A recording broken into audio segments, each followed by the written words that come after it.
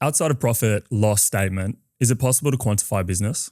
Sure. We have our own scorecard. The way I see it is kind of like a basketball game, right?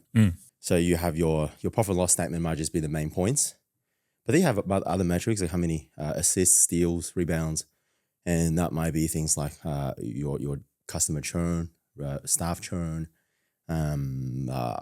your number of sales every month, conversion rates.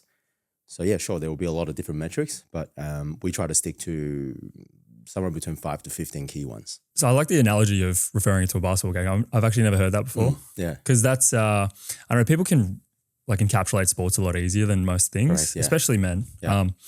Looking at it like you win a game, Yeah. but there's things that go into winning that game. And I think that's interesting because for businesses to succeed, they do have to measure these things that they don't really think about. A lot of people run around businesses with their kind of heads chopped off, just trying to stay above water. But when you get these numbers down pat, you're able to kind of get future perspective and understand exactly if you're, I suppose, ahead of the game or behind the game, and where you'll be in 6 months, 12 months, 2 years, etc. When did that come about? When did you start focusing on the numbers? Over the lockdown period. So I'll say this phrase, I don't know if it's most businesses, but when we were small, like we're still small now, but when we were really coming up, like the first 5 years, nobody really teaches this stuff. And you can go and learn. I have a business degree. I have a bachelor's degree in business, but nobody really tells you to keep track of very practically what to track. And profit and loss statement is one of them. So the way I see it is business is kind of like a sport.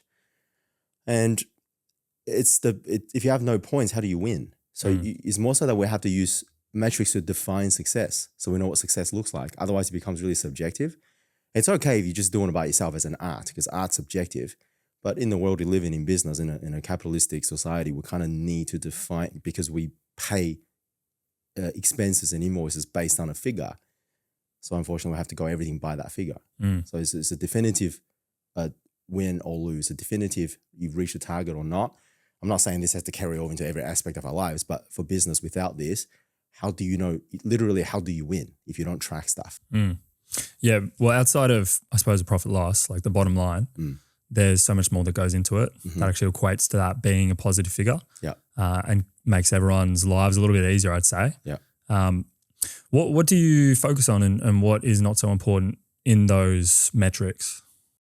If you're willing to talk about it, it's okay if you're not. Yeah, absolutely. So obviously profit loss is one of them, and you can break that into two, your income and your expenses. But within that, if you don't track, like for example, you're playing a basketball, you don't just track points. That's more so a result of a lot of other stuff that you do. So your field goal percentage, for example, how many shots are you taking versus how many what you're making. Maybe that's your leads versus actual sales ratio. How much rebounds you're getting. Maybe it can be compared to like how many customers you're losing.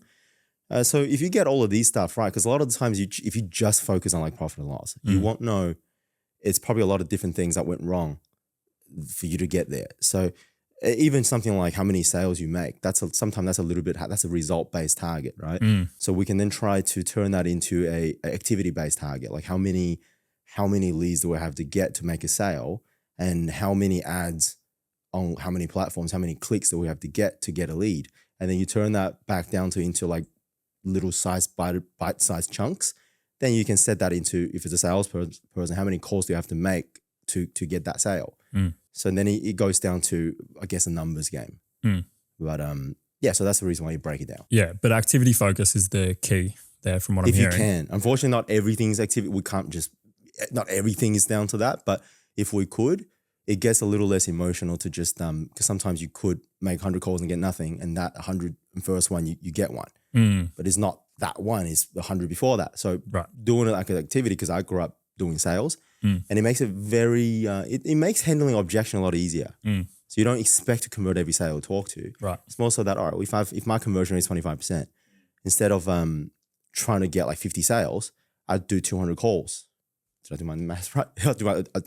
Right, yeah. So 25%. I'll just make 200 calls for that week, for example. Yeah. So that makes it a lot more easier to handle the rejections. Okay. You mentioned previous that you were more of the entrepreneurial mindset, more of the visionary. Yeah. Did you find it hard to wrap your head around the numbers, or is something that you were naturally inclined towards? No, it took me very hard to wrap my head around it. I think I'm naturally a pretty conscientious person. I get pretty pedantic with little numbers now that I do it a lot. I just didn't know how important it is, or it was when we were going back then. So I didn't even know. I just thought how many X amount of members it'll somewhat add up to be right. I remember the first time that I went on a little holiday with some friends, and we were like, I think $200 short of paying rent for that month, and I had to sell a tub of protein, to pay the rent. So it was literally, that wasn't calculated. That caught me by surprise. But you can probably run a small business like that up to a certain extent. That's how businesses go bankrupt. Right. So at some point, your cash flow issues, you can't pay your bills and you go bankrupt. So yeah, during the lockdowns, when I said I read how many books and learned the rules of running business, you can probably learn from different coaches from playing basketball and playing soccer or playing football. And the tips will be a bit different, but they have like the common rules. For example, in soccer, you might say you get 2 yellow cards, you're out. Like that's a rule. So we have some hard rules in business, and what's the saying? Like whatever gets measured gets managed is one of the rules in business.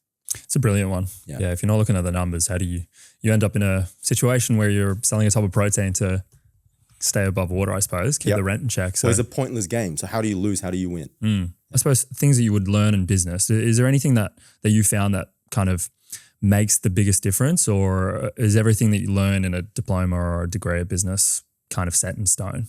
No, I didn't learn any of these practical stuff in my degree, unfortunately. I don't think, at least back when I was in uni, they don't really teach these stuff. They tell you stuff. For example, you do a management course. They might tell you management is POLC, like POLC, planning, organizing, leading, controlling. That's the 4 functions of management. Like it sounds in theory good, but what am I going to do with my 3 staff right now with that? Right. So it's really with me doing, getting into business in 10 years to slowly understand these theories. So for a 21-year-old kid to actually understand what the function of management is through that, I think it's impractical. It's more so like, I like the way that Elon Musk puts it. Instead of teaching somebody how an engine works or how a spanner works, why don't you give them a spanner to pull apart an engine? Then you would know how it works. So that was like active learning for me. Now I realize, okay, POLC. So my job is more planning, and the managers, the frontline managers, they're more leading and controlling. So now he actually understands the difference. Back then I just learned a theory. So I wouldn't say that any particular one metric is more important than the other, because the profit and loss might just be the final number that defines and to be honest, like you can't even argue that. Like a lot of people make impact statements these days. How many people did you impact? But yeah, with profit and loss is more so like your oxygen in business. You're kaput without it. But I like the saying that everyone needs to have a number. So we have numbers down to each employee. Something as trivial as, if the phone rings, 3 rings good, 4 rings bad. I mean, it's not that we just say that, hey, you're in trouble because you let the phone ring 3.5 times. It's more so that at least we have a definition of success. So if somebody it's 3 rings now, that's below standard. But if you don't have that, somebody could pick it up once, somebody could pick it up after 10 times. And where is the standard? Because people's standards are all different. So as a leader of a company, I have to set these standards. So therefore, everyone sort of have at least one number in every job they do. Yeah, as opposed to saying pick up the phone promptly. Yeah, which could be subjective, and even quantifying something as little as that sets the standard. Even just gets them thinking about it. If they pick up the 4th, 5th ring, doesn't really matter. It's about the intent. It's about the fact that they're actually trying to set a good standard for themselves. Yeah. So you mentioned university. So studying business in university.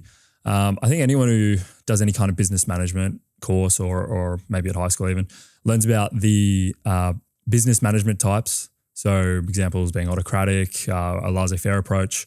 Would you say that sets something true in real business in terms of like how you go about leading, or are the textbooks more theory and less practical? Both. I think it's funny because I actually teach that now. So we go through like an internal training I think one of our advantages that we really do, because I'm a very people-centric boss, and so all of our managers were once just staff members. I never, have I ever? I don't think I've ever hired an external manager, at least not any time recently. So they're all trained from within. And a lot of, most of our staff members came from our members. So they don't know how to manage a business like this per se. There's a lot of passion and the team fits well. So I have to actually teach it. And I have a little teaching book that we go through, like a leadership management course, that before anybody can go through, like a supervisor or manager, or I actually go through this with them. I'm going through with a couple of staff members now. And one page is that 6 management principles, the autocratic, democratic, laissez-faire, and so on. So I do think that it's there for a reason, but I think what these theories do is they just help you categorize that. So instead of you encountering a problem and having to make 20 mistakes on it, you might just have to make one and realize, that's an autocratic style with this type of personality. I should manage them in more like a servant leadership style instead of just, forcing them to do it this way.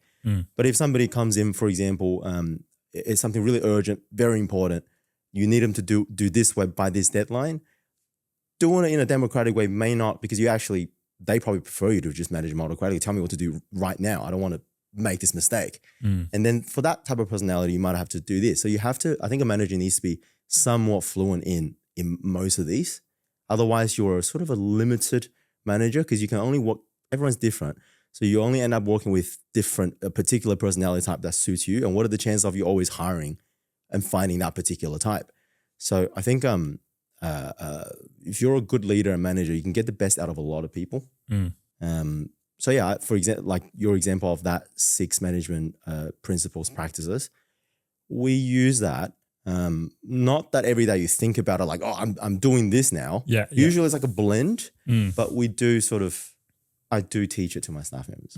So you'd rather it come more fluently than anything. You wouldn't want someone to be waking up today and going, I have to autocrate today. I have to be an autocrat or a Democrat or something like that. Do you know what I mean? You'd rather them just have it. Are they born or are they bred? Like this type of management leading styles? Well, Tony Robbins has a saying that leaders are found and then trained. Okay. So I think previously there's a saying, I don't know whose saying this was, but nature and nurture is like half, but some people say it's 51, 49 and whatnot. But I definitely do think that, so good leaders, look, you can probably train almost anyone. I mean, within being reasonable, almost, anyone. Of course, yeah. But the amount of time that it will take to train this person may not, because you have to understand you have a limited amount of time. And if your goal is for your business to reach a certain target, you may only have a limited amount of resources to do this. If you hire the wrong person, you might not have the resources to bring this person up to that level. While somebody else who is a bit more in tune, you can train them out a lot quicker and a lot easier. So, and that also depends on your own personality type. So I think they are found, but also you can train a lot out of them too. Going back, obviously you're very numbers focused now, having a scorecard, which is almost like a war strategy, I suppose, like a game strategy. If you look at it, basketball reference, you go, all right, this is where I want this person, this is where I want this person. You need to be shooting this many threes. You need to be defending this player, XYZ. And it's very effective from what I've gathered. What was the number strategy in the beginning, or was there even one? No, there weren't one. Well, at the beginning, I just remember we came in with, if you can call them members, I guess there were more customers. We had like maybe 50 members. And then I think I had a number in my head. It was like 250 members. Don't know why, but it sounded like that's probably good. Yeah. And then I remember hit 250 and then it became like, maybe just 500. But there were no strategies on how to get there. There were no advertising, how I should follow up a lead or something, nothing like that. And then that eventually went to like maybe 1,000. So these numbers, I reckon that probably carried us up until like 2017, 18, until the number just got out of control. I mean, when expenses, it comes to a point where you can't really work out on top of your head how much expense you have to pay anymore. So you have to sort of look at and do calculations. And then you probably can't just live by the day, by the week anymore. You have to do some planning. So only post that I realized that my own, my own mental abilities just to going, how many sales we need to make day by day. That had to end. It had to go into actual planning. Yeah, it sounds like businesses for only so long could survive on a day-to-day approach to numbers. They have to start thinking long-term and strategize. That's right. Probably what separates a business that can thrive and stay alive for a long time. I reckon, well, you can small ones. So I think that separates small businesses to big ones. A lot of small business owners don't even pay themselves, right? So they get whatever is left. And if business is good, they get a lot. Business is bad, they don't get too much. So up until when we have 2 gyms and 20 odd staff members, I think I started paying myself a wage and just treated myself like an employee instead of having to figure out what am I going to live off this week or this month. Is that important for that to be the case, to almost act as if you're an employee in your own company? I think eventually you'd have to because you'd have to eventually. I guess you don't have to, but it would be very impractical if you didn't. And just it's very hard to do accounting if you don't as well. So I think most decent sized 7-figure companies, you'd probably have yourself as an employee and you'll just be a combination of an employee of your own the company that you own, of which then you also direct, but you are still an employee. That's how I would see it. I mean, I don't know too many other business owners, but that's as far as I know. If you don't do it that way, you can withdraw profits on a monthly, yearly basis from the company, but it's not as practical to live like that. You've been a leader of a team for a while, going on 12 years, I believe, 12 years. If there's someone listening to this that is an employee in a company, whether it be a gym or something else, what advice would you give to them to stand out to their employers so that they can escalate their careers? Man, that's a really good question because I never thought about that question. I have so many things on top of my head. So it's very hard for me to just find one. I'm just going to pick stuff on top of my head. One is if they could just, it doesn't matter how small the job is and whether it be just mopping the floor. I think that you have to build the reputation amongst that team that you're working towards, particularly your superiors or the people that make decisions, right? To see you as the type of person that gets that job done. So when they look at you, they think that whatever job they're gonna give you is gonna be done. So if you can't do something, FSO, figure shit out. That's the best thing that I just think for a growing company, the job that you're gonna have now is gonna be different to the job you're gonna have in 2 years. And nobody ever taught me how to do anything. So I think a founder of a company, if your company can grow, is the ability to be able to adapt and figure shit out. I mean, that's probably not the only thing, but that's definitely one of them. I see a lot of, this isn't school, it's not like you're waiting for your teacher to give you a marking exam. No, it's whatever you're doing now literally impacts the outcome of the company in some way. So for me, I'd love to see from young employees just reassuring words like, yep, it's done. I'll get this done for you. You don't have to worry about it. There's nothing a responsible manager would want to hear more than, don't worry about it, it's all done. Every time that they talk to you, you provide reassurance that the job is done versus someone that constantly goes up and provides problems. And I would say that if you are going to if you don't know how to do something as when you're on a responsibility, instead of going up to give your manager a problem, turn that into a question. So if something simple, like you're trying to vacuum the floor, but you don't know where the vacuum is, don't go to your boss and say, hey, you gave me this task to vacuum the floor, I don't know where the vacuum cleaner is. Right. Ask the question, where would the guys usually store the vacuum cleaner? Would it be in the change rooms or will it be in the office? So you mean don't ask the question to your boss or anything, ask it to yourself? No, as in don't provide don't provide a problem. So don't go to your boss and say that, I don't know where the vacuum cleaner is. Okay. That's a problem. Yeah. But you go to them, you might not actually know where it is, but you go to them and say, hey boss, no stress, I just can't find where the vacuum cleaner is. Can you tell me, will it be in this room? Or would anyone, would you know where it was last put? So they're going to ask you, what's wrong? Why are you asking me this? It's all right, no worries, I'm just trying to look for it. So instead of passing up a problem, and if you just get this done, over time, you will be seen as a person that gets stuff done. And when the boss has got other jobs no one can do, you become that person. So it takes a really high repetitive, maybe 10 times for you to even, Fraser is the type of person that last time I gave it to him, he got it done. Versus, Johnny, I gave it to Johnny, he just always comes back with problems. And that way you will get more opportunities to prove yourself. And I think So that's one piece of advice. But in saying that, I actually feel like from what I see from our younger staff, a lot of them probably are going to hear this and realize, oh, that's what I always wanted to do. That's what I thought I would always do. But I don't know if it's in our today's society or if it's always been around. There is this reluctance to try really hard. So they sort of just, a common thing amongst their friends is like, why are you trying so hard, right?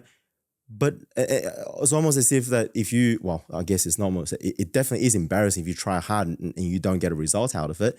But we don't really glorify that effort and hard work.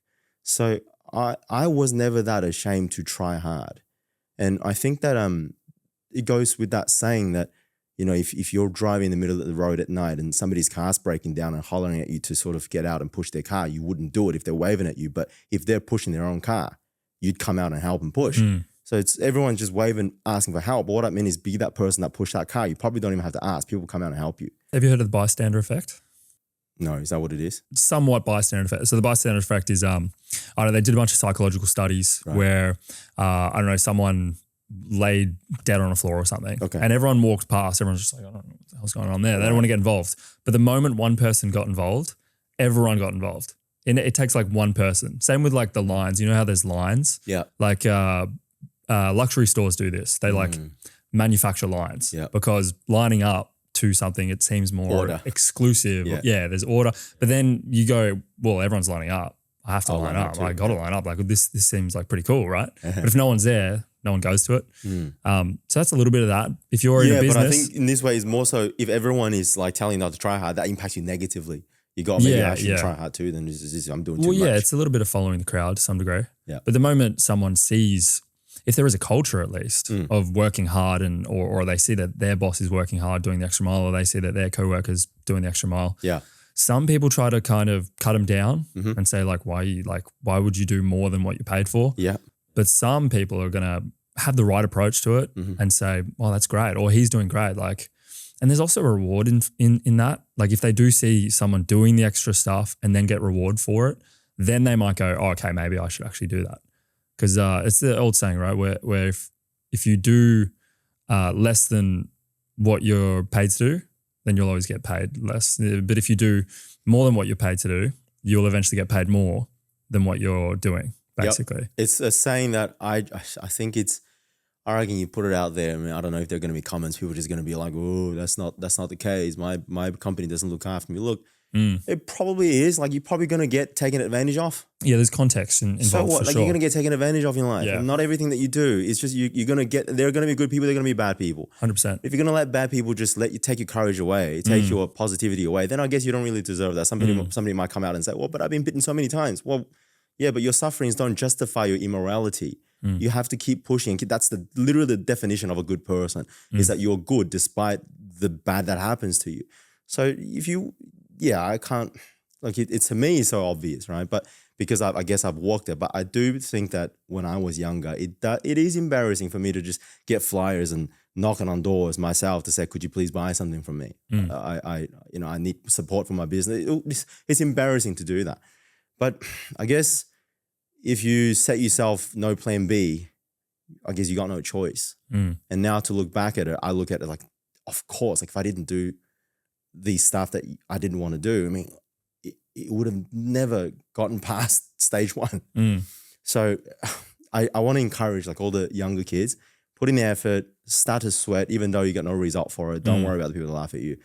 It's just literally, I believe in that. Like you call it karma, call it the way the world works. I don't know one person that's putting in, and I don't mean just working hard as in just always doing physical labor. I think working smart is a part of working hard, educating yourself. Like I don't know one person that perseveres, trains physically, learns mentally, tries hard at work, doing all the right things that don't somehow live a somewhat successful life. If you might have to dig and find that 1% who didn't, but most people that did this did become quite happy, fulfilled, and successful. So I reckon if you just follow that formula, it will happen. It would happen. Most likely than not, it's going to happen to you too. Yeah. Well, success is preparation meeting opportunity. So I suppose going back to the employee mindset, if you are getting taken advantage of, and I've heard cases of this where they work hard, they ask for promotions, business owner says, yep, 6 months time, if you're still working, blah, blah, blah, we'll give you a promotion. 6 months comes, they're in a meeting and they go, yeah, no, there's just not enough. Like we'll just have to readjust in 6 months again. I don't know. At that point, you can't take out your own self-confidence because the business is not treating you right. You have to uphold those standards of working hard, because at some point the opportunity is going to come and the time's going to be right. You're going to be in the right setting, business, maybe, you get a job offer somewhere else and you'll be gravy. But if you don't keep that standard of working hard, then you're forever going to be in that position getting taken advantage of. So you can't, I suppose, throw the bath out with the is it throw the bath out with the baby? I've lost that one. What's the one? Throw the baby out with the bathwater. That's the one. Yeah. Do you know what I mean? Yes. Yeah. Yeah. Look, I have this interesting. I think this might ruffle some feathers. I don't know, but I say this to my friends, and they sort of, I think most of them get this perspective, like, I never thought of it. I think his own mindset. You know how we were on the topic of, why are you trying so hard, right? Or if I worked so hard, I was promised a promotion in 6 months, and I didn't get my promotion. I did everything, and this other person it's doing the same job, but they got a higher pay, this and that. I remember, so this is actually the story of Kat. I can mention her name because that's my partner in life. Yeah. So she was, before she started working at Training Day, she was always working in corporate, and she was one of those. She was very competitive, so she always wanted. I don't think it's just the money for her. It's the significance, the progress, like most people.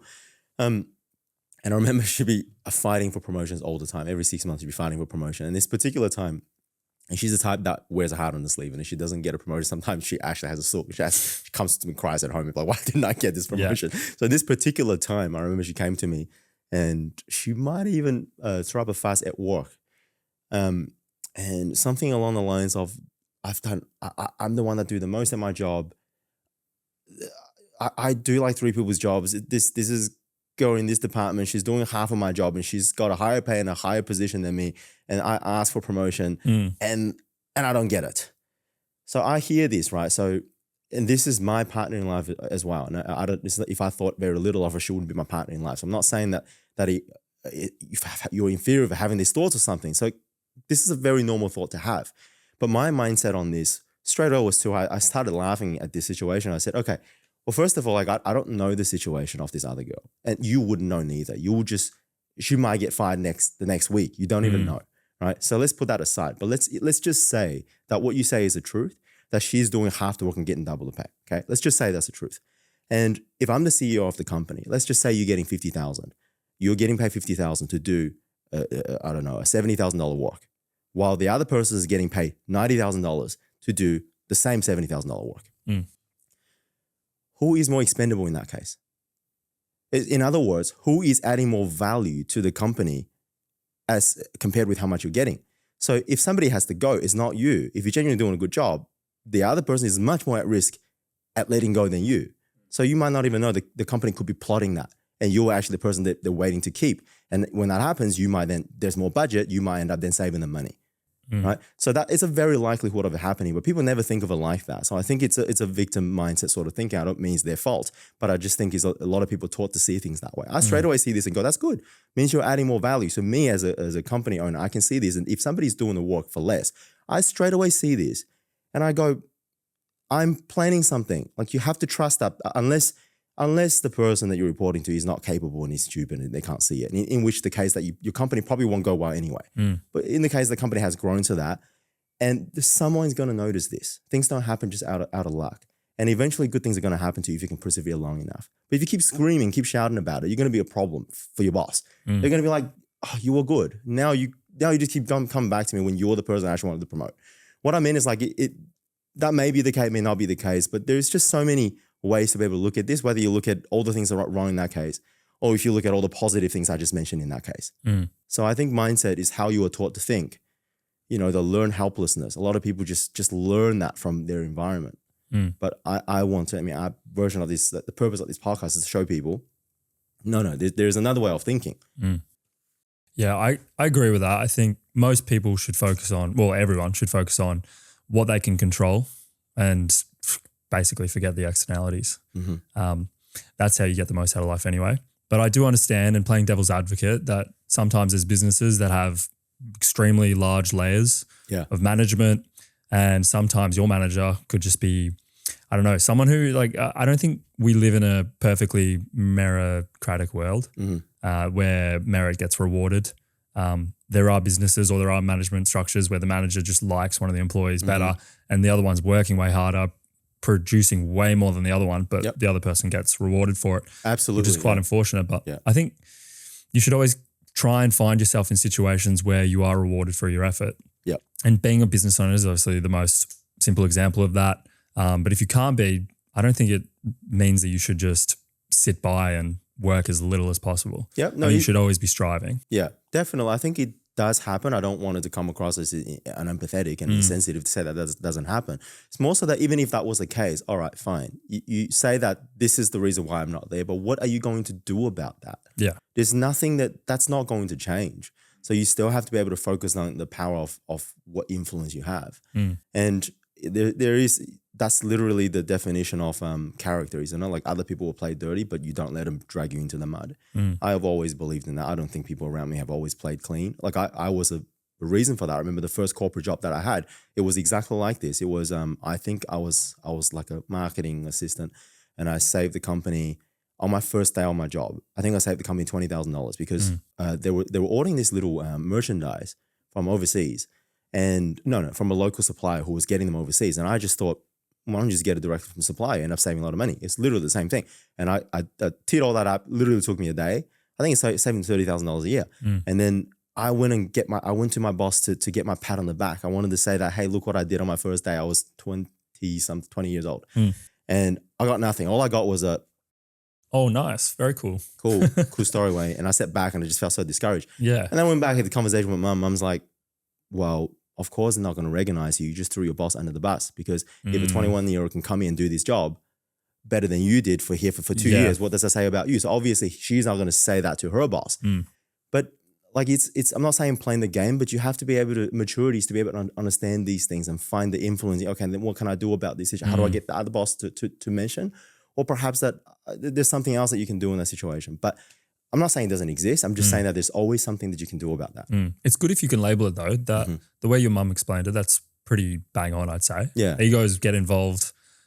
People want to, like imagine management structure. Someone's a manager, they're kind of doing okay, bare minimum. And then this young gun comes along and wants to start trying to change things up, doing the absolute most. You're likely to get punished. You're likely to get punished in that scenario because the culture is not working hard. It's trying to just get by, just whatever, do the bare minimum. So it's good if you can understand that and conceptualize why those things are happening. So instead of asking why me, maybe just ask why it's even happening in the first place. Like psychologically, it's probably not your fault. It's likely that these are just certain things that happen, unfortunately. And then you go, what can I do about this? And also like I can even go play on the other side of the manager who didn't do this until me. I mean, she probably has so much workload that she couldn't get to this. And I could have been like, I did something, I could have rephrased it and just say to my boss that, hey, I did this for you, so you don't have to worry about this. Okay, so don't stress about it. This would have been a complete different outcome than me waving it in her face and be like, haha, look what I did. So I think, but that's, I mean, it is maturity. So hopefully that we can bring a bit of this spotlight to people to see it's not always like bad. And even if it is, there's something good you can focus on. And there's a way to navigate it as well, like you're saying. If you took that to her and made it a mutual win rather than being like, I'm so good, like look at me, first day, I've nailed it. Then it would have been a completely different story, like you said. So there's ways to go about it and navigate it, I suppose. Noting back, because you're someone who's, well, you were in that scenario where you were an employee, you did something great, weren't rewarded for it. On the other coin, how do you keep good employees around? How do you ensure they stay on the team? Okay, so wow, like that's like so much into that, packed into this little question. And I think that's as we move on in the industrial age, I think they valued machines more than people. But now when information is out there for everyone to get, it's literally your people that's the difference, especially for us, the people industry. So I think I would like to think that we do this quite well, but I can go on about 10 things. But the first thing that I'll mention is, all right, so I tell this through a story. I read this in a book. A old wise business person asks a younger manager who's just got into management and ask him, okay, so who takes up most of your time? Your best performers or your problematic performers? And the younger manager goes, well, obviously the problematic ones, because they always create problems for me. And then the older experienced manager goes to him, well, I guess I'll never work for you then, because I'd be a very good employee and you will spend no time with me. So one of the things, like, always spend the most of your time with your A performers. And you want to put them on the biggest opportunities, not let them solve your biggest problems. So that's one. That goes to one for you. So spend time. Don't focus on the bad employee. Focus on the good ones. Like, recognize those good ones. Two is, we said this, I think, in one of our last podcasts, that as a leader, whether you're the company owner or even a manager, if you're responsible for someone else's career, whether it be their salary, giving them more shifts, your dreams have to be bigger than theirs, so you can fit theirs inside of yours. I always say that it's just fortunate that I'm ambitious, that I have big dreams, but they're so big that I can fit my managers, and who are now business partners. What is it what car do you want to drive? What house do you want to own? How much do you have to make for that? All right, well, how do I structure this so that you're a part of my dream? So I think the second part of it is you can't expect them to work as hard as you unless they have something worthy to work for like you. That's the reason why we expanded into our second gym, because I saw this. Good people started to not want to work for me forever, obviously, because if it's a dead end job, who's going to want to do that? So you have to pave the same opportunities for them. On top of my head, I'll give you these two. There are probably heaps more I can drag out, but we can go on for hours. But yeah, these two. One is spend more time, recognize the best employees. Don't let the bad employees drag down the good ones. Just focus on the good ones. And then two is set goals, dreams, put their goals as a part of your goals. And then let them know that your visions are aligned. Okay. Yeah. So it's a little bit like a classroom where a teacher, if they had a couple of bad students, it can kind of detract from everything. And if they focus on just punishing them as opposed to teaching the good students that want to learn, that's a good way to go about it. Yeah. Oh yeah. Because if you focus too much on the bad ones, the good ones end up leaving. Yeah. Because this class is full of bad kids. Yeah. I'm a good kid. I don't want to be here. So the same thing, good employees don't get recognized. They don't want to be here because you're focusing all on the bad ones. They think that the standard here is too low. I can see businesses falling into that trap of trying to, bring people up to a certain level rather than just, going straight up. Because it seems obvious. Some people are underperforming. All right, I got to spend more time with them, obviously, because I want to bring them up. But yeah, if someone's showing outstanding performance, you want to nurture that and see how far they can go. Yeah, obviously everything is the context. You don't just fire people based on one thing. Obviously not that, but more so that I think more often than not, the good ones get neglected for their good efforts and things. So just it's easy, it's forgotten because you think they're so good, they're never going to be a problem, so you just leave them. So that is something that I always tell my managers: don't ignore your good performers. True. So you build a good team, ensure people stay on the bus. One thing that's external that can't be controlled, at least directly, is competitors. Have you ever had an issue with competitors, and how did you approach, I suppose, competition in business? All the time. Like, that's another one. I've matured, we've only combated, I'm still overcoming competitors. All businesses overcome competitors as we go on. But this used to impact us a lot, probably in the first 10 years. It's only recently that I've sort of see this in a different perspective. Stretching all the way back to, even 2012, I just remember, think about back then, we were a squash court with all used equipment, and you can see the photo, it's all ripped. Everything was secondhand stuff that the other gyms gotten rid of. We just picked it up. And then I remember, I think it was 2013 or 14, there's a big franchise gym that was opening up near us, within a kilometer of us. Yeah, thousands of gyms. Yeah. They have thousands of gyms. Yes, that's right. Yeah. So you're a single gym, and they're coming. Not only that, thousands of gyms. They had brand, have marketing, they have good equipment. They probably know what they're doing. I didn't know what I was just Wayne and his empty squash courts. Yeah, and you're 24, I believe. Yeah, something like 23, 4. Yep. And this is not just once. I remember the first time this happened, I was a little concerned, but I was so naive that I wasn't even smart enough to be concerned. And then there was another, I remember they happened almost every year or two, like a competitor would open up next to us. And then this particular one that I remember, I got so stressed. I think it was 2014 or 15. I developed some skin disease for like, I don't know, like I had bumps on my skin. Maybe it's from stress or something. It would stay there for like 2 years. Couldn't sleep every night. I just thought that my business was going to go out of business. And obviously up until recently, like there are always companies going to be bigger than us. There are heaps of competitors around us that are bigger than us, and they're constantly opening up new spots. They're finding a new location. It's a part of their growth.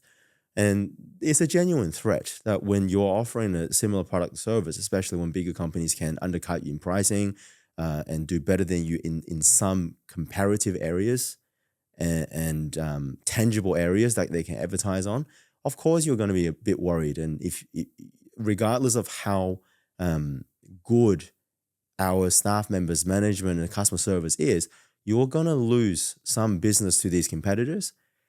And rightfully so. If they're doing a good job, I think they should have some. I mean, everyone's in there for business. And it's hard for me to say it, but it's the truth because I've done it for other competitors too. Right. And another thing that a lot of people probably don't know is I've only learned this stat recently, that what percentage of company closures are due to competition? It's only something less than 30%, 20-something percent. I thought that figure would be a lot bigger. But Really? So it's actually one of the very, very smaller ones. So there is a saying of, it probably more so applies to say industry like restaurants, where you have, a strip of restaurants. If you have one, you might make $100,000. But if you have 5, that might become $800,000. And there's more to go on for everyone because now you become this area that's known for restaurants. Yeah, so there are positives that it brings. But of course, it puts you, now you're held accountable because someone else can just win your business. And a lot of businesses actually use that as a strategy to open up next to you in case you mess up, they take some of your business. And there's probably some other strategies where people open up next to you. So hopefully that run you close out of business and then buy you out. I don't know. There's so many. It's like a sport, you compete. Wouldn't it be nice if we are the only one to ever do it? I'd love that. It would make things a lot easier for me, but it would be really crap for the consumer. Yeah, the standards would be lower. That's right. Yeah. We would have no motivation to improve. There's a reason. There's a reason why our reviews and customer service are so good, because one of our competitors beat us. I think it was 2017 or something like this, and I got so angry because we were so good at like our reviews, and somebody got more than better than us, and I got so competitive. I was like, nah, guys, I'm not having this. We have to do better. To me, it was more like a game. This is now a sport. So we went out there and then we won. Now we've raised our customer service to a whole new level thanks to a competition. And then the consumer wins at the end. Is that hard? And is it going to take away your business? Absolutely. But that's what you're in it for, though. You are a competitor as well as everybody else. Multi-layers of competitiveness as well. Like depending on what the business is, if we take gyms, there's the infrastructure, the equipment, the service. There's so many things that you're competing against. And I don't think if you're in a business that's not competitive, you're probably in the wrong business, right? Well, if there's nobody in it, you might have to ask, is this the right one? Is this the right business? And also, one thing that a lot of this is more so applies to our industry. A lot of people, like maybe franchises, maybe people always think that, you got to open up a business, a gym where your competitors are not at. I never wanted to do that because, okay, let's just say that you win because no one's around you. What is the good in that? Because someone's going to eventually be near you, and you've got this false sense of winning that you somehow won because you were good, but really you were just the only one. And then when someone gets there, you're going to lose because you're not prepared and equipped to fight with them. But I always like to win in a competitive industry because the goal isn't just to be the only one around. The goal is to be the best. And you test yourself with competition. Obviously you don't go into an overly crowded area where there's no business for everyone. But I think that everything is balanced, and it's your competitors in some way are your colleagues as well. So you make each other better and you have a reputation. You try and help and build the reputation of the industry, try and do a better job. But to say that it is not a factor to consider, that's obviously wrong. It definitely does impact us as it does probably with everyone else. In Australia, we live in it's a bit of a funny little scenario, but we have probably some of the largest monopolies in business spaces. Okay. For example, our grocery stores. Right. We have 2 grocery stores that own something like 80% of the market. Dominate, yeah. Which is pretty crazy. Do you think competition, you need a larger kind of selection of things, or is 1 or 2 people kind of dominating an industry? Like, for example, if we had just 2 gyms to choose from, is that good or bad? I think this bad. Well, for who? For the competitor? I mean, sorry, for the consumer. That's bad. Yeah. Because at least there's 2, but if there's just one, who's going to? What are they gonna? How are you going to get better? Yeah. There is no need to. Our evolution came from competition with each other, right? That's what makes you want to improve. But if you're the only one around, there's no need. And that describes the capitalistic society that we live in. Unless this is not going on politics, but there's a reason why people that's lived in communist times knows that it doesn't work. Because it takes the motivation out of people. And we're all, take it back millions of years. I mean, we all are competitive or survival instincts. But we try and use it in a good way. Like sports. Imagine the Olympics where you're the only competitor. Not only be shit to watch. Or there were no medals. Like everyone's racing, but there's no medals. Yeah. I remember how they said that nobody could run under 10 seconds in 100 meters. And competitors make that now. It's like 9 something. Yeah. And then people try to beat it again. So I think the consumer wins at the end of the day. I think that's the most important thing though. As long as everyone can participate in business, the consumer's going to win. And that's the most important thing. Like even if you are a business owner, at some point you're a consumer. And you wouldn't want to have some business just not held in standard because they're non-competitive. Correct. There's no one competing. Yeah. Where do you see the future of gyms with everything that's coming about with AI, the implementation of automation, technology advancing at a rapid rate? Do you see gyms being shaken up in the future? I think probably my view on this is probably a bit different to most people. I reckon most people to that answer to that question probably yes, because it's happened to like every industry, right? I don't think so because at least not in the short term. Here's why. I read the IBIS industry report every year, and if you're going to consider us the fitness industry, if that's what you're going to call it, we're the least sort of sensitive to technology impacting us. And then there hasn't been anything in the recent times. There isn't like an Uber or like a Amazon of our industry. Even if it is, it's not what you think it is, like a Fitbit or Strava or something. That isn't to help you get fit. That solved a social community and friendship problem, right? So if we could be replaced, if the gym industry could be replaced, it would have been replaced in 2020. Everybody got home gym equipment, but in 2022, everything was out on the nature strip for sale again. So I reckon if you ask 95% of our customers, they'd say to you that they're here for a purpose other than just their physical fitness, or at least another purpose other than that. So I think it would definitely be affected and impacted and improved and changed in some sort of a way.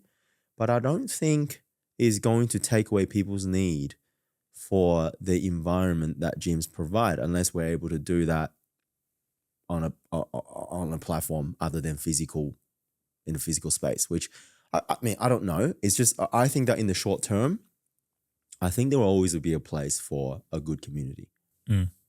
Yeah, it's very hard to replace something that's physical, like directly physical. If anything, I think is more important because now with stuff you see on socials, I mean, you don't even know what's real. So I think people appreciate the physical. We can just look at how busy, even post lockdowns, how busy shopping centers get, particularly for younger people. If somebody my mum's age wanted to get fit, she probably won't come to the gym. She probably just, I don't know, go buy like one of those, follow a program online or something. Buy one of those Peloton. Peloton. Buy one of those or something like that. But for me, I enjoy lifting, even if I'm not talking to people. I enjoy lifting in an environment where everybody else is old. I can see them struggling and puffing. In a friendly space, like I think for personally for myself, there's always going to be a need for that, at least in the foreseeable future. Working out from home through COVID by necessity is nothing like working out in a gym. It's a completely different ballgame. Well, even just from a motivational standpoint. Yeah. When you're in the gym, you feel this sense of not just urgency, but a sense of I'm here. I have to just go for it. I have to actually work hard. But I don't know, you can get a little bit lackadaisical at home when you do like home workouts. Yeah. So even for the environment, like you said, even if you're not engaging with anyone or you're not talking to anyone, just the fact that there's more people there setting examples of working hard is enough reason for you to go to the gym. And I think it's a completely different ball game. Yeah, it's the same as what they do with run clubs and stuff. Yeah. People go there to and people find their life partners and best friends in gyms and sports. And why do people go and play sports? Same thing, isn't it? A bit of community, a bit of competition, but there is a fitness component to it, but there is also a bunch of other components that comes with that. You lead a young team, relatively young team. In Australia, we have a growing crisis of aimlessness, I'll say. A lot of young adults, they're coining it a quarter-life crisis, I suppose. 25 now. 25 quarter-life crisis. Yeah. Why do you think that young people do sense aimlessness? I think maybe it's not only Australia. I think this is going across the globe, but I do feel it in our environment. Okay, well, we're going philosophical. I just think that everything is too easy because how do we define progress? Everything is easier, easier to do. I was just driving around my car the other day. I love, I'm one of a few people that likes to do hard things. So, because I'm flexing like I'm Goggins. I love doing hard things. No, I just think it's more fun. So I have a manual car and then a manual old car that I love drive around because it's harder to do, but it's also more satisfaction. And then the other day I took my mum's car in for service and they gave me an electric BMW to drive around. And I just felt that, damn, this thing was like so easy to do. It does everything itself. And as easy as it is, it took the fun out of it, right?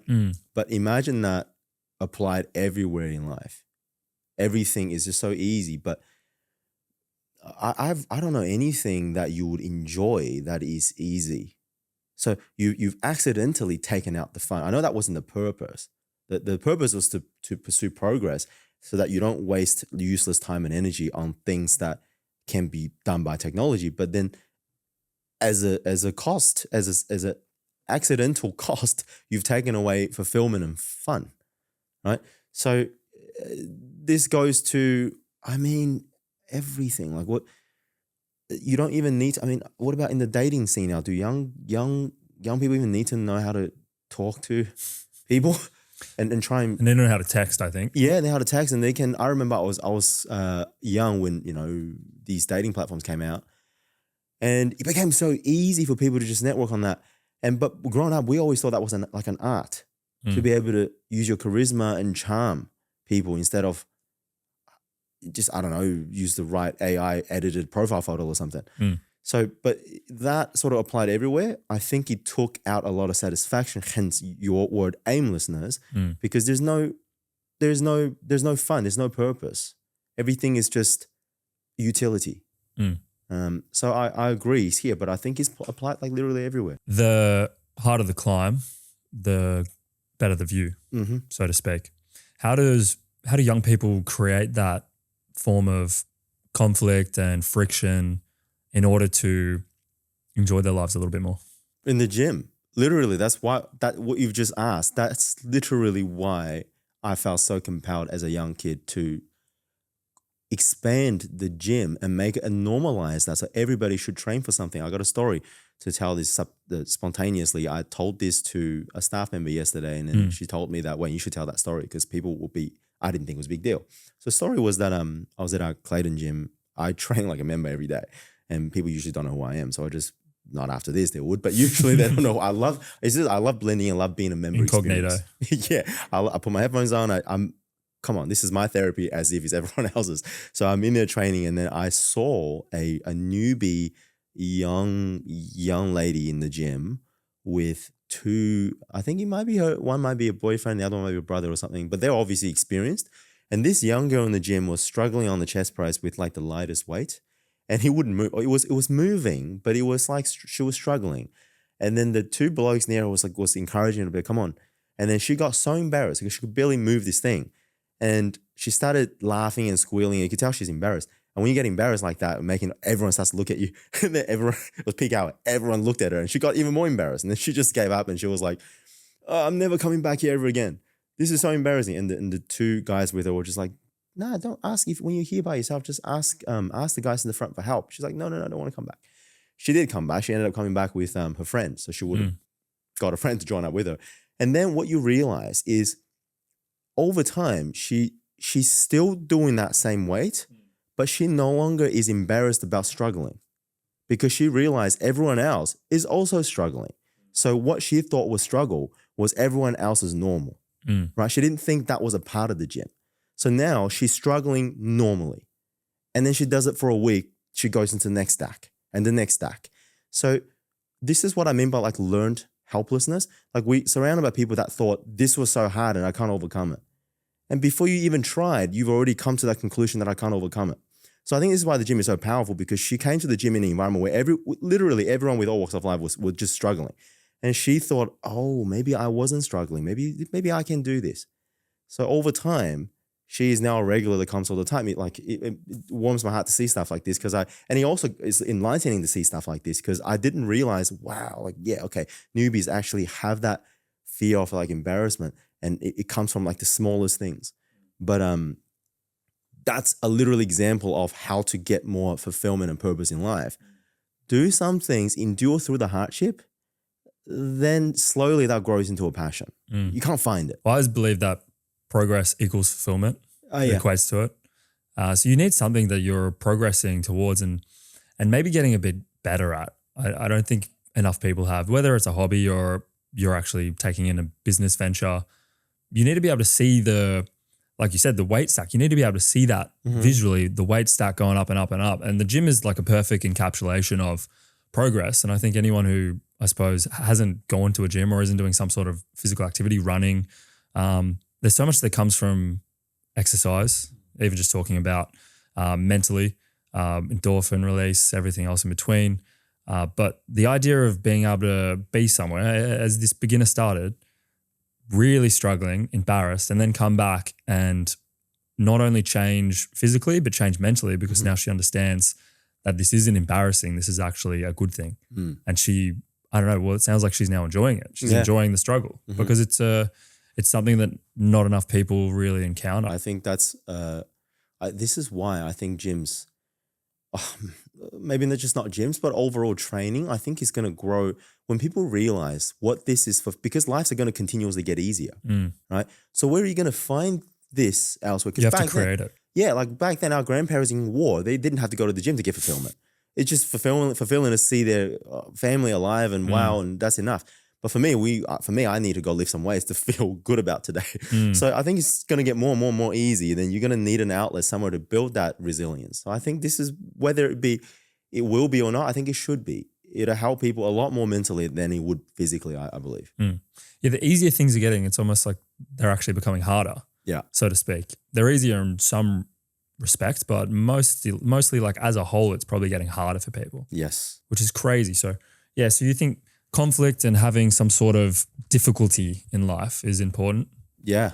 Is there any other way to accomplish that rather than the gym? Like, so the gym, number one, obviously, physical exercise is like the most easy, well, not easy, but the most simple thing to go about because it's very, very direct. You go, you work out, the next week you come back a bit stronger, so on and so forth. Is there anything else that is challenging for people besides, I suppose, their work? I can probably find like 10 things for you. Like I have another example. I went to one of those hot springs with a couple of friends last weekend, so the weekend before, and they had like a cold plunge pool. Oh yeah, you know, people go in the sauna and they come out cold plunge. I take cold showers every morning as like a mental thing for me. I mean, I think there are a lot of studied physical benefits, but to be honest, I'm not doing it for that. I like to start the day on doing something hard and it's thrilling. And let me tell you, like in winter, I'm not one of those guys. You have to be like, get up at 5 a.m. and do it. No, I'm not pushing this. All I'm saying is I do this because I genuinely see the benefits on doing something hard and your day feels immediately better afterwards. So I force myself to do it. I don't care how cold it is. It's so hard in winter. And then I hate to read. It is not something that I love to do. I do it because I think I should do it. It's not something that I love to do. So I have this series of things that I make myself do every day before I do anything else.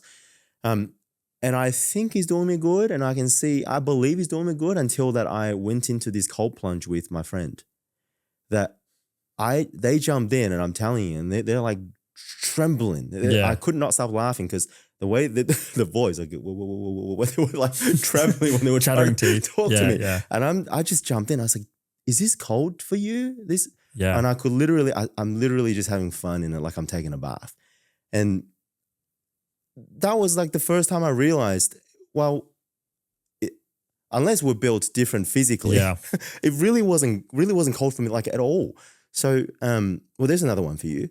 So it's your body adapts, right? But that's I've adapted to cold water now. I don't think that was cold.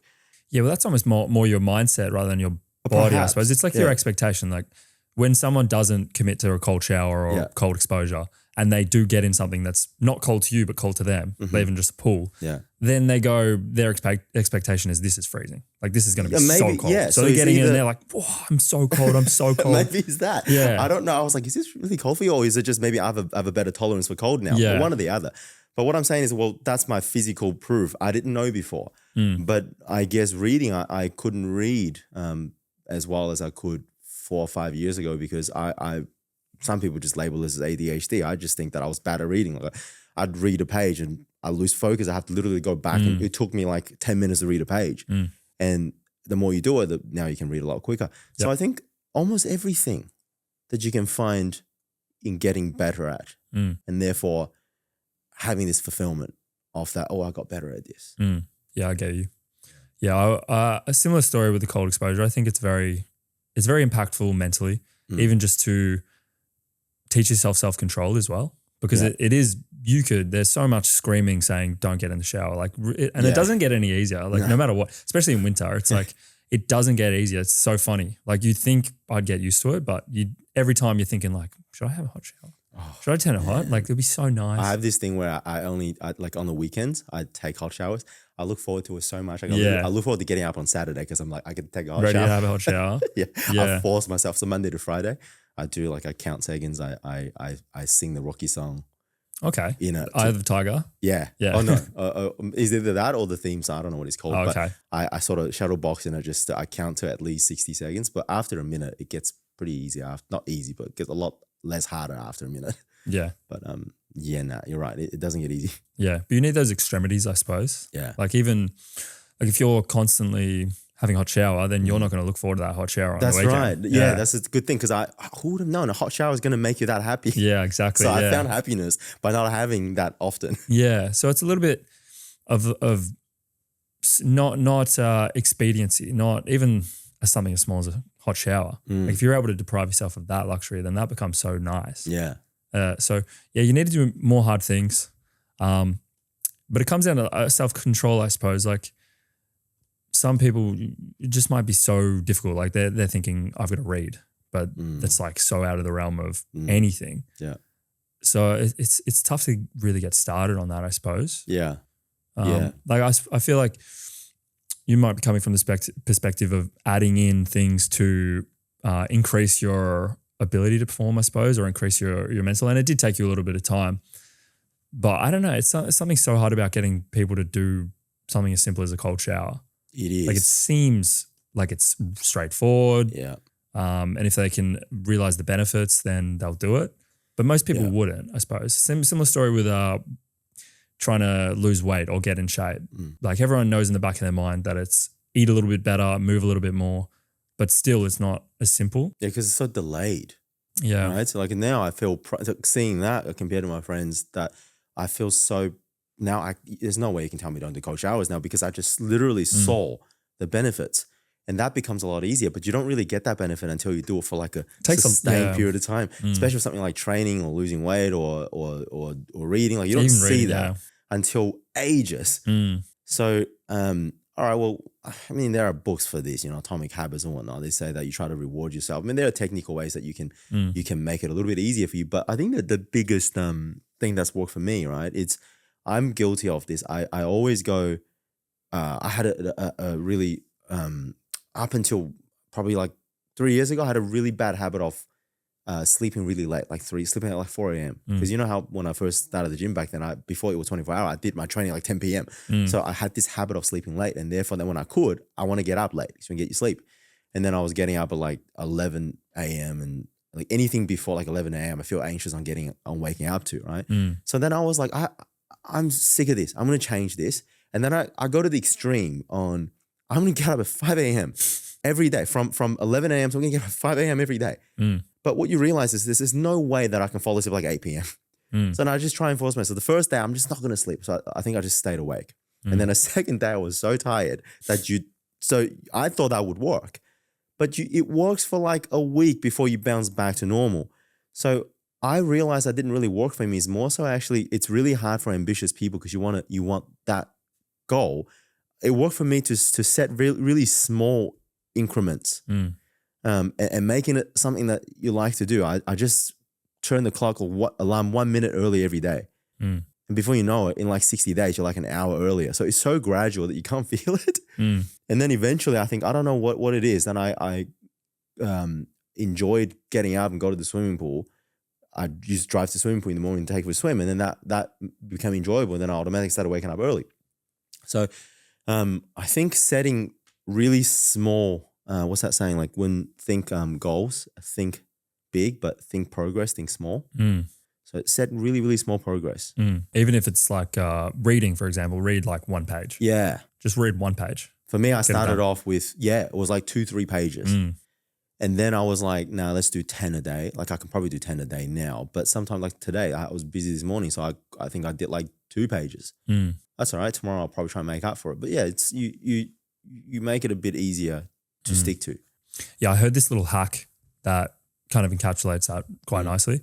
It was the idea of, let's say you're going to write a book or something. You've been wanting to write a book.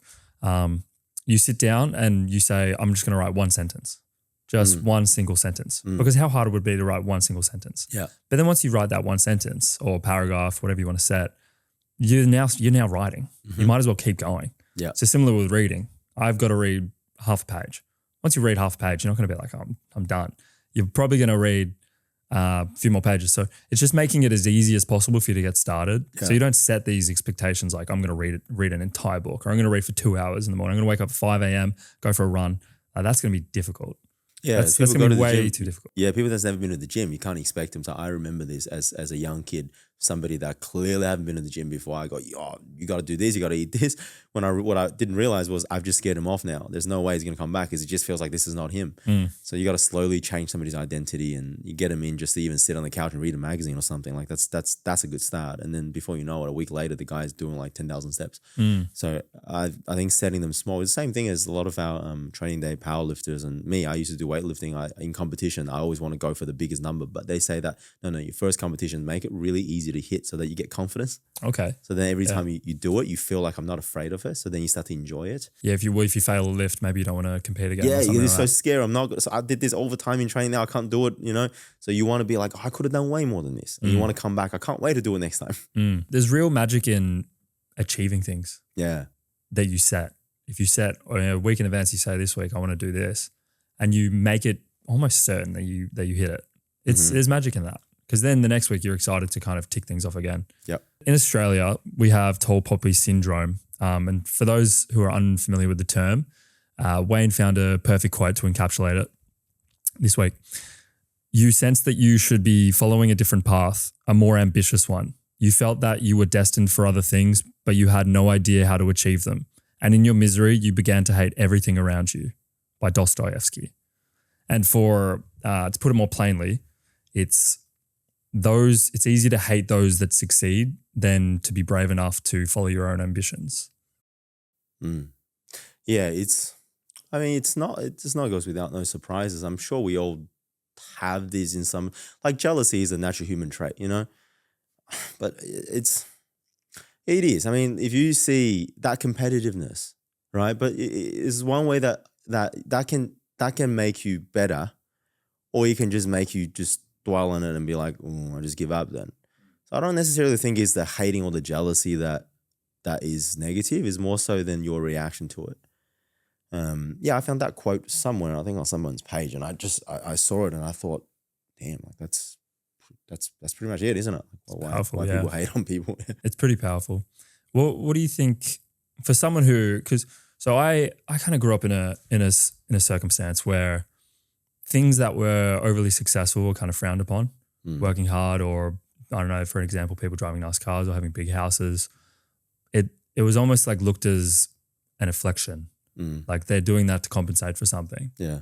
And it took me myself a little bit of focus and effort to kind of change that mindset for myself and realize that people going after stuff or working hard is actually a good thing. So I think I, growing up, probably had a little bit more of a tall poppy syndrome and then aimed to change that. And I think it's good for people to change that because you almost don't need to do it either. It's not a requirement. I think a lot of people think it's society, like the way that people think just in general, and that these people that go for more are bad people or anything like that. And that couldn't be further from the truth. I think some of the highest achievers I've met have been the nicest people I've ever met. Yeah. Look, it's not, yes. I think it's not, I'm sure there are rich people that are bad people and I'm sure there are poor people that are good people. I mean, it does, yeah. So that's, I guess, the part that I don't get. I mean, why are you, because they could be the richest person that inherited a bunch of wealth. They could be the most miserable person. It's got nothing to do with them being good or bad. If anything, it's a curse for them. Now, what are they going to do now to impress themselves, right? But you could have someone that's made it on their own, that tried hardest, that once had a dream and then pursued after and inspired a whole bunch of people along the way and brought a lot of people with them. Isn't that a good thing? Like if you just inspire so many people, I mean, it's got nothing to do with that particular person is good or bad. It's just like you see someone that is really strong in the gym or has really good physique. All he does is he shows that he probably has worked for that. I mean, it doesn't say anything about his other qualities, but that alone should be celebrated. If you see that and you can prove that this person's worked out, you should celebrate that's something positive, because we're all consumers and we all benefit from people that work hard. Our society, it's tailored in a way that people that earn more are supposed to give more, and they do. And I'm not saying that there are all sort of hierarchy structures are fair and it can't be improved.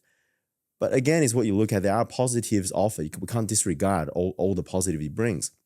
So somebody like me, I clawed, with my fingernails for every little thing. I just feel like that if I could inspire other people to do something, not in any way feeling like that I've achieved what my ambitions are. Like I've got so much more to go. I think that's the whole journey. If I could, one of my things that I always want to do is when I'm maybe 50, 60, hopefully I can be financially free. And my definition of that is you don't have to work because you have to work. You work because if you want to. And I would love to go back to, the high school I went to and just teach business, because I've always thought that, the business management teacher, what business did they do? Like I'm able to do this for free and just actually give back in that sense. But how would you do that without having the ability and the resources to do so? There's a saying that you create more than you need so you can help others in need. You can't help others in need if you don't have more than you need, unless you were to both live in misery.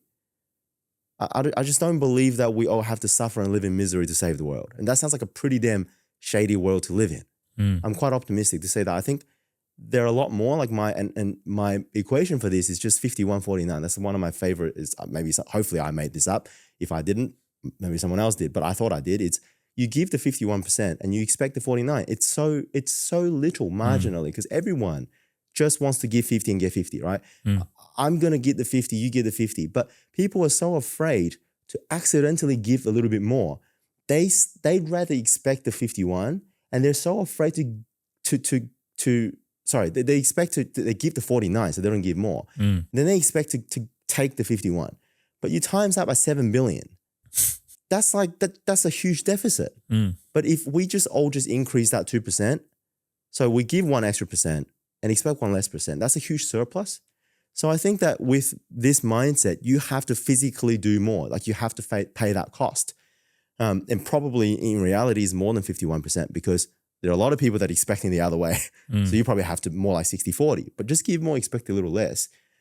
And that way everybody can sort of live in surplus, and hopefully we can live in a better world instead of just all enduring it and suffering in it. That's my belief anyway. Yeah, so to give more, you have to be more and have more to some degree. Well, without you dying, you need something to live, right? Yeah, of course. Yeah. Well, you can't just give away everything you ever earn or work for. Yeah. That's for sure. But to some degree, for one example, scrolling on social media or whatever, you see a lot of usually people's highlights or something like that. And I found there's either like haters or there's like just people who are inspired. Some people are just going to be hating no matter what. But if you look at something, you can either take it as a slight on your part, like it's a reflection that you're not doing enough or something like that. And then you can hate it, you can despise it, or you can take motivation from it all of the time. And usually it's a little bit of a compass, like something that you envy or something that you're hating against is probably more of a reflection on yourself, maybe something that you actually want in life. And then on the other side of that, in order to, I suppose, get the most out of life and help the most people, you have to put yourself in a position to be able to do that. I think it's the most necessary thing. When there's high achievers who are going at it, not in the respect of being selfish or greedy, but more so doing it in more of a way that wants to help the world, then that's some people that we need more of. Yeah. How do you think people develop more of that mindset as opposed to hating and maybe despising success? I think acknowledging it will be step one. Like that, the hating, jealousy part of it, I don't think that's unique to haters per se, because I feel that. I have jealousy because like one of my fears on doing this, I've always been pretty behind the scenes because I'm also being afraid to be criticized, especially if I accidentally say the wrong thing. But the reason why I came out to do it is because it's not about me, right? It's not about one particular person. It's the positive impact that you can have. If enough people think that what I have to say and what I have to share is beneficial to them, then we think this is about Wayne or something. It's never been about me.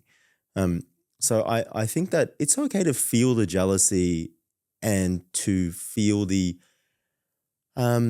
confusion of like for example, I'm working pretty hard, I would say, to build what is now, I don't know, what Training Day is now, what our revenue is, $5 million company, whatever it is. But there are probably someone else that's working half as hard as me with twice my brains that's running a $500 million company. And then they're probably younger than me. They're probably stronger than me. And I feel insecure about that too, because why can't I do that? So there is that 100%, there is that insecurity there. But I think it's acknowledging that everyone has that. So whether you let that be like, well, I'm just going to say, he's lucky or something and then give up, or use that as an inspiration going, watch me. Like I'm going to, give me 10 years. I will catch him or I'll beat him.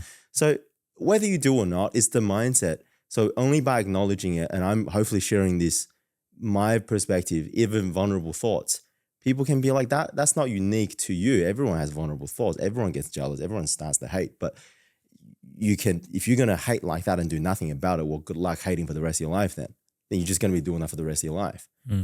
So it's not so much of the emotion. I think is as long as you can do something about it, that generates a positive action, then I think that that ripple effect would inspire a lot of people. What about for people who want more out of life and want to work hard, but are surrounded by people who have that more tall poppy syndrome mindset and make fun of, like, for example, if someone tries to start some sort of new venture that's a little bit foreign and then they get kind of dragged down, they get kind of made fun of or something like that. How do you think people should approach that so they're set up? I think that's the toughest one. That what you just mentioned is the toughest thing. I don't think you can. So my only thing that I have to say about that, if that is my environment, if this podcast or if someone else has made you realize that's your environment, the only thing that I think I can do about that is to get out of that environment. Because if you are constantly grew up in 10 degrees, if 10 degrees is your normal temperature, you're going to move into a room that's 30 degrees, you're going to start sweating. You're going to think it's hot. But people that's lived in 30 will feel 10 degrees is cold. It's simply a matter of perspective. You're surrounded by people that all have $1,000 in savings. You all of a sudden save too. You're no longer working as hard, you start spending. But if everyone had 10,000 in their savings, you feel broke still. So your environment, that is, so many people say this is real. You'll be the average of the 5, whether it be 5 or 6 or 10. Point is that it's like they say that it's not the 1 hour that you spend in the gym, it's the 23 hours that you are not at the gym, what you're doing, like what habits do you have? Same thing, like our employees, a lot of the times, I try so hard to inspire change. And when people have an environment that is not supportive of that, there's only so much that we can do because it will just undo everything when they go home. So I think the best thing to do is I moved out at 17 because I had issues with my old man. Like we can probably do an episode on my personal stuff. I had definitely had issues with my old man. I haven't seen him for like 12, 13 years now. He's actually no longer alive, and I never had a relationship with my old man. But I had to recognize that and move myself out of that environment. Same thing with my missus as well.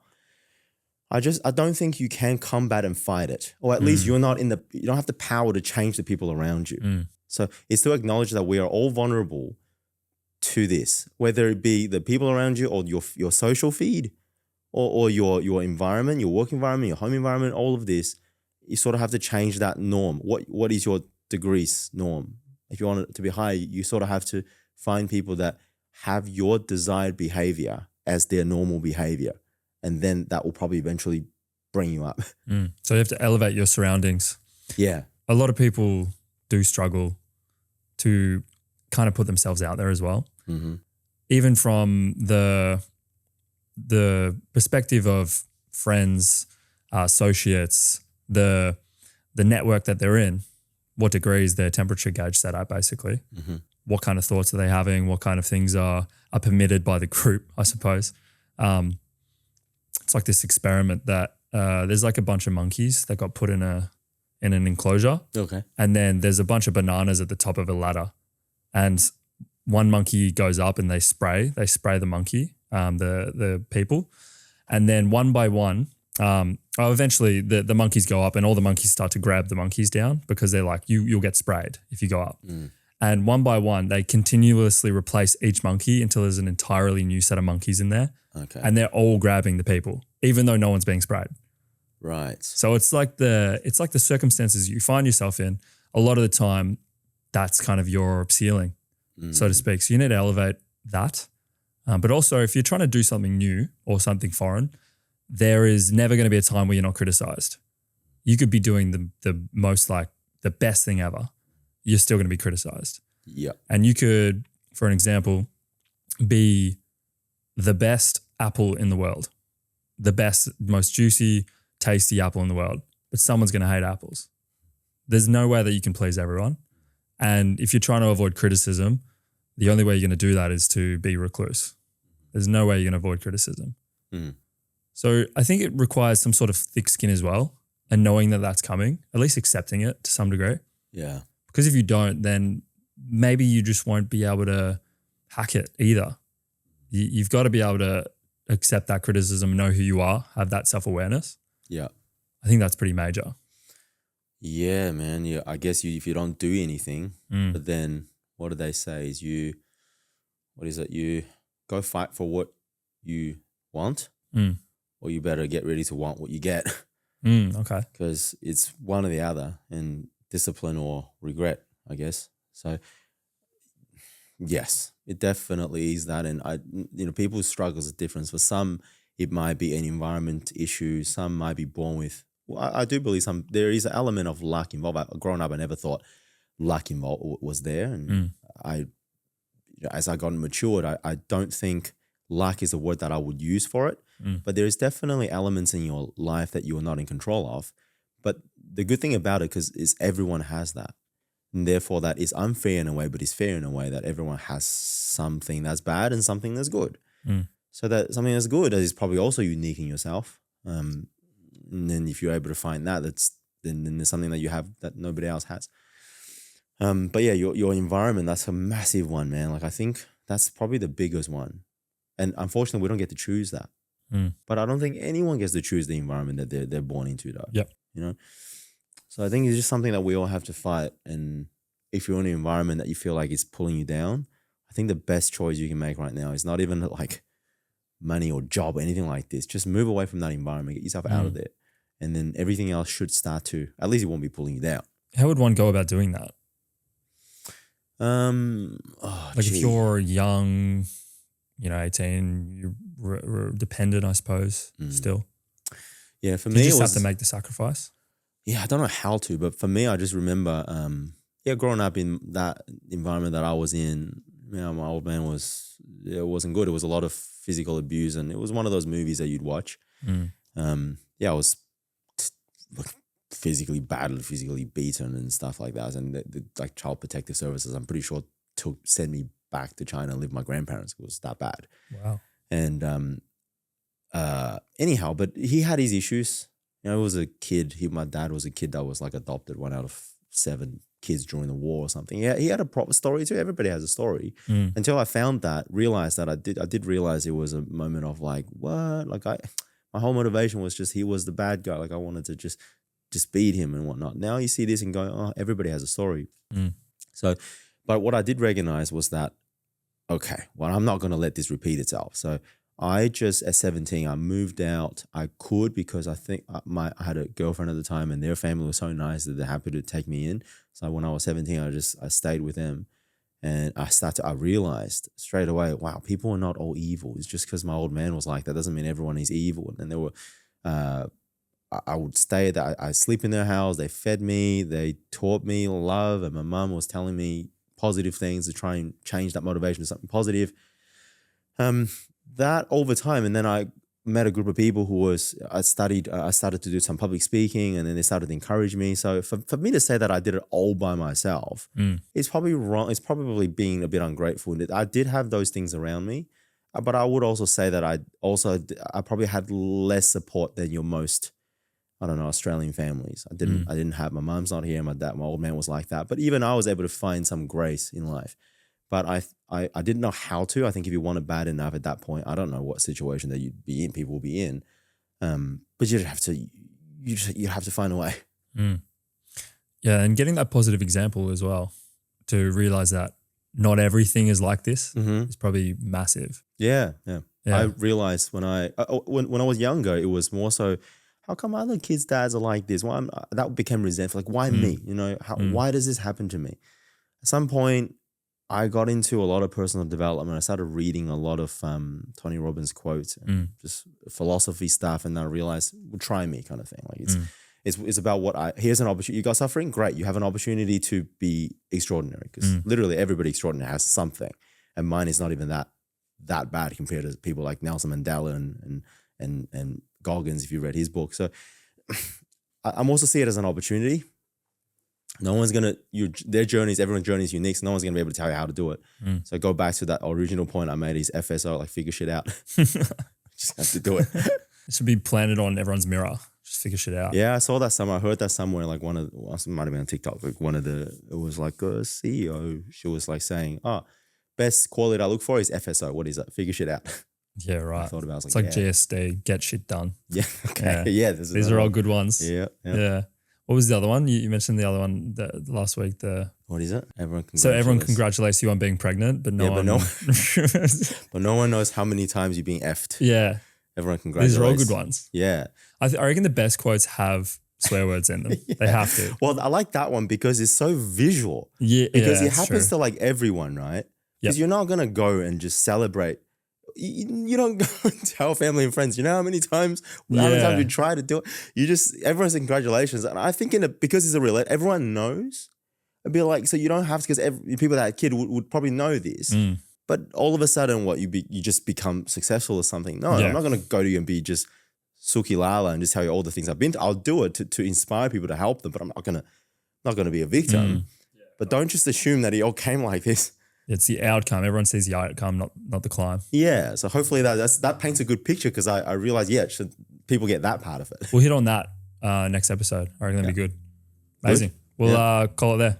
Episode 3, ladies and gentlemen. We'll see you in the next one. Amazing. Good job. I was thinking of the camera. I was like, yes, come on. Is it? Yeah, it's good. Yeah. This one? You got one? Is it?